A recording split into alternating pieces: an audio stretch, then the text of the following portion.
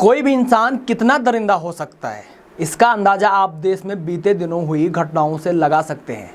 इन घटनाओं में इंसान इतना हैवान हो जाता है कि वो इंसानों के कई टुकड़े कर देता है, लेकिन उसकी रूह तक नहीं कांपती।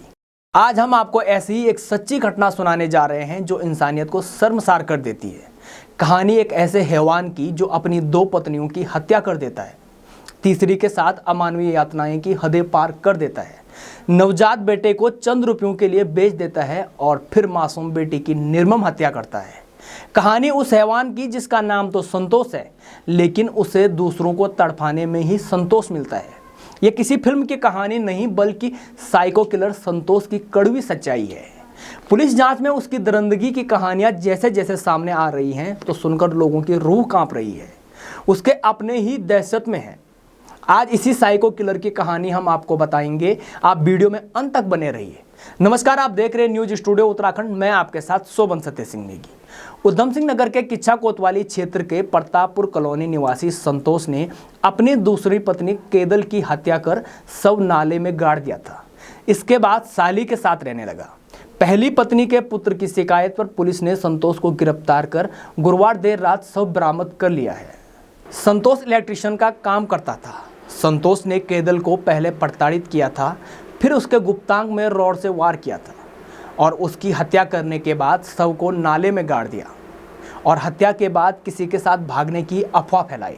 संतोष की दरिंदगी के कुछ और भी किस्से हैं। 10 वर्ष पूर्व बिलासपुर निवासी संतोष की पहली पत्नी रंबा की जलकर संदिग्ध परिस्थितियों में मौत हो गई थी। अब आरोप लग रहा है कि संतोष ने ही उसे ठिकाने लगाया था। ग्रामीणों के अनुसार उसने पहली पत्नी को भी घर में जिंदा जलाया था, लेकिन तब गवाह न होने के कारण बच निकला था। इसके बाद 7 वर्ष पहले देवरिया उत्तर प्रदेश निवासी केदल के साथ उसने विवाह कर लिया था। केदल को भी लगातार प्रताड़ित कर उस पर अपने भाई के साथ अवैध संबंध बनाने का आरोप भी लगाता था। पत्नी को बुरी तरह से शारीरिक रूप से प्रताड़ित किया तो उसने कोतवाली में शिकायत कर दी, जिससे उसे 3 महीने तक जेल में भी रहना पड़ा था। जब जेल से लौटा तो केदल की हत्या कर शव ठिकाने लगाने के बाद गांव में ही नहीं बल्कि अपने ससुराल में भी ये बात फैला दी कि केदल किसी के साथ भाग गई है। हालांकि इसकी सूचना उसने पुलिस को भी नहीं दी थी।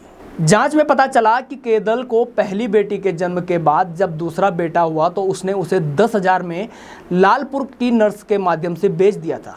उसके बाद जब केदल को तीसरी संतान बेटी पैदा हुई तो उसकी गला घोंटकर हत्या कर दी। उसकी परिवार में इतनी दहशत थी कि कोई भी उसके सामने बोलने का साहस नहीं कर पाता था। केदल के पहली बार गर्भवती होने पर उसकी देखभाल के लिए आई छोटी बहन, जिसका नाम केवल है, उसको भी उसने नहीं बख्शा और उसे भी अपनी हवस का शिकार बना लिया।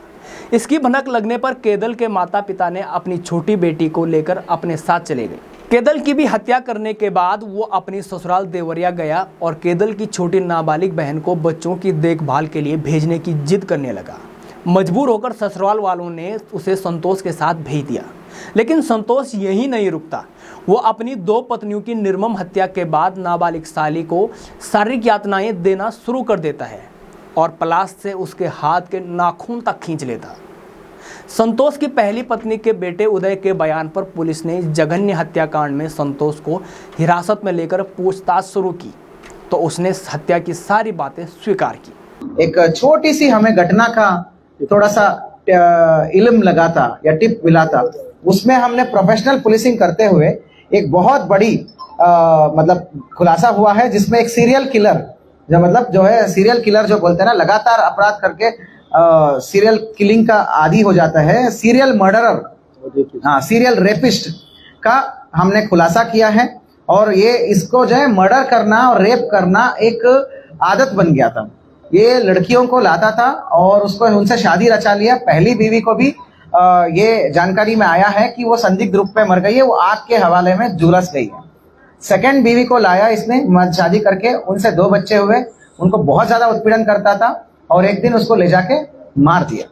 हमको सूचना ये आता है कि एक धर्मपाल करके व्यक्ति आता है, जो रिश्ते में तो हमारा अक्यूज का ही रिश्तेदार लगता है, वो आके बोलता है हमारे को, जो हमारा इसमें इस पूरे घटना में मुख्य अभियुक्त है हमारा संतोष कुमार पुत्र लक्ष्मण प्रसाद, निवासी ग्राम कनकपुर, थाना किच्छा, उधम सिंह नगर। ये जो है यूपी के एक गरीब देवरिया जिले का गरीब परिवार से शादी करके लाता है।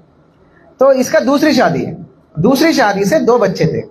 तो धर्मपाल हमारे पास लेके आता है कि साहब हमने देखा है कि इसने जो है इसकी पत्नी का अगुवाई करके, किडनैप करके कहीं ले जाके कोई गलत काम कर दिया है करके। लेकिन जब पुलिस इसके अन्वेषण पे जाती है तो बाहर मार्केट में आसपास की पड़ोसियों में इसने ये बता के रखा था कि मेरी बीवी तो गायब हो गई, भाग गई मुझे छोड़ के कर।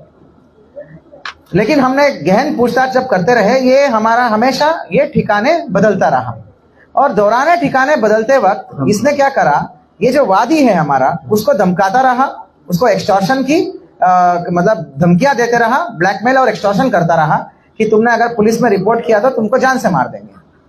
जैसे तैसे हमने पकड़ा तो उसको सख्त पूछताछ में चीजें बाहर आई।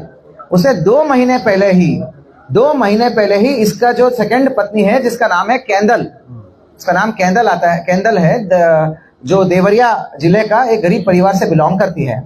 कैंडल को इसने अगवाई करके गया, एक दिन रात को किसी बात पे मनमुटाव हो गया तो अगवाई करके उठा के ले गया एक तरीके से, फिर गला घोटने के अलावा पत्थर किससे मारा, मारपीट, डंडे से मारपीट करके एक मतलब सुनसान जगह पे ले जाके, पहले कहाँ मारा उसने, मारा घर पे ही है, घर से ही मार दिया डंडे पे, और उसके बाद कट्टे में भर के ले जाके जंगल में कहाँ वो करा, प्रताप नाला पे, कटिंग के पास नाले में ले जाके उसमें उसको गाड़ दिया।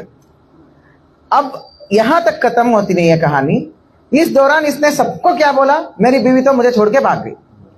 यहां तक भी होता तो भी समझ में आता कि चलो क्राइम है। इसने क्या करा, इसी 2 महीने में ससुराल पहुंच गया, मतलब जो दूसरी बीवी है ना कैंडल, उसकी माँ बाप के पास पहुंच गया। बिल्कुल गरीब गांव के हैं, गरीब परिवार से, काफी बच्चे हैं उनका। बोला तुमने जो हमें बेटी दिया वो तो भाग गई, उससे भी 2 बच्चे हैं मेरा, तो पहली बीवी से भी बच्चे हैं, तो मुझे बच्चे पालना है। अब मुझे नहीं पता, तुम्हारी वजह से मेरी पूरी परिवार में बर्बादी हो गई, बदनामी हो गई, अब तुम मुझे दूसरी लड़की दोगे करके उसी परिवार का जिस औरत का लाश मतलब इसने मार के ठिकाने लगाया था, उसकी छोटी बहन को ये धमका के अपने पास ले आया। उससे पहले वहां पे जितने दिन रहा, 3-4 दिन, वहां पे उसके साथ संबंध बनाया जबरदस्ती। अब तो तुम जो है सेकंड मतलब तुम्हारी बहन को, जो हमारी बीवी की बहन को, तुम अपनी छोटी लड़की को दोगे मुझे। वहीं पे संबंध बनाया, कोई शादी नहीं, कुछ नहीं, उम्र उसका 16 साल। उसको मार पीट के यहाँ ले आया, बच्चे देख लेगी तू करके, तू यहाँ रह के अपने बहन का और सबका बच्चे देखेगी। और उस दौरान उसकी भयंकर रूप से उत्पीड़न किया। खाली मारपीट नहीं किया, मैं आपको बता रहा हूँ, गुप्तांगों पे मारा, काफी बुरी तरीके से गुप्तांगों पे मारा है इसने, नाखून उखाड़ा है इसने, खून निकाला है उस लड़की का, बहुत बुरी तरीके से जांघों पे मारा है। तो इस प्रकार करके बहुत भयंकर उत्पीड़न करता था। यहां तक गिनहोनी हरकत है, ये साइको किलर है, ये साइको अपराधी है, ये एक तरीके से साइकोलॉजिकली मानसिक रूप से विकसित अपराधी है ये।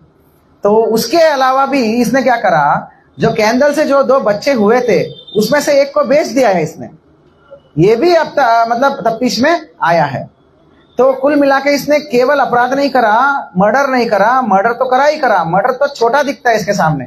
इसने मानव तस्करी करा, रेप करा, पॉक्सो करा, बच्चे को बेचा, अगवाई करा, गाली गलौज तो करा ही करा। मतलब उसके अलावा हम इस निष्कर्ष पे आते हैं कि जो 10 साल पहले इसकी पहली पत्नी रंभा, जिसकी आग से झुलस के मौत हुई है, हम उसका केस को रीओपन करने की गुंजाइश है, तो उसको स्टडी करके हम रीओपन करेंगे।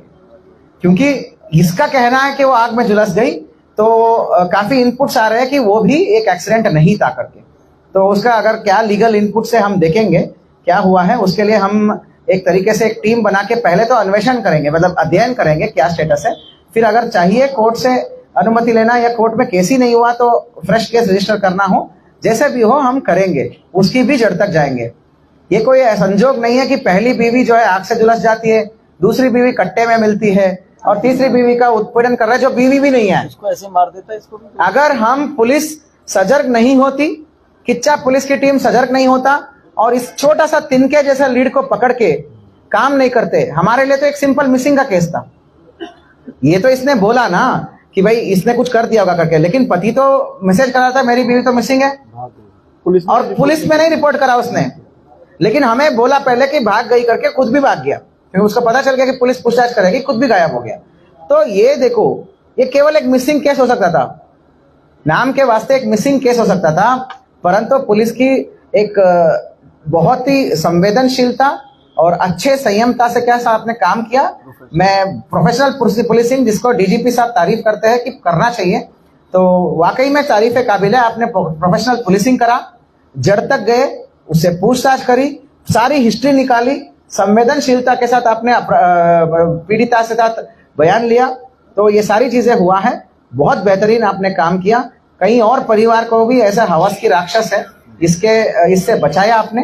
फिलहाल इस खबर में इतना ही। आप हमारे साथ बने रहिए। मैं आपके साथ शोभन सत्य सिंह नेगी और आप देख रहे हैं न्यूज स्टूडियो उत्तराखंड।